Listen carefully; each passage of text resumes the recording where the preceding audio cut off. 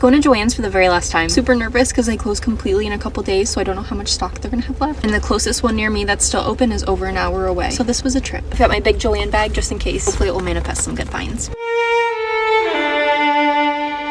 I crochet a lot, so I'm on the hunt for things like yarn needles and stuffing. I was really nervous they wouldn't have any yarn left just because every time I went to my local Joann's, it was all sold out. But they actually had a lot of random stuff in stock that I didn't really expect to see. For example, they had a lot of embroidery floss, crochet hooks, and sewing supplies. Look at all this random sewing thread. It was absolute insanity. They're even selling their fixtures and like everything in the building. I've seen videos of people buying their shopping carts even. Lo and behold, I found their stock of yarn and I got super excited at first glimpse. They had a lot of this cozy luxe yarn, which I've never seen, and I was intrigued to see how it felt. It was super smooth and reminded me of the texture of a velvet couch, if that makes sense. Then I casually stumbled across the mother load of white Bernat blanket yarn and I was stoked. This and polyfill were the main things I was looking for. I was hoping they'd have some pretty colors of the extra thick Bernat blanket yarn, but they only had this mustard color, which I wasn't really interested in. I did stumble across the polyfill section, but it was mostly pillows, so no luck there. After I got all the yarn I wanted, I just walked around a little bit more to see what else they had. There were a lot of candles, cardstock, baskets, and decor like vases. I didn't get much, but they actually had a lot more than I expected. These were $4.80 a skein, so I got 4 of them. And I actually only ended up getting 2 things of the black embroidery floss. And I only spent $21.28 with tax. Actually, another Joann's like 20 minutes from here that I think is still open, so I'm gonna actually go check that one out too. All right, I'm here at store number 2. Fingers crossed.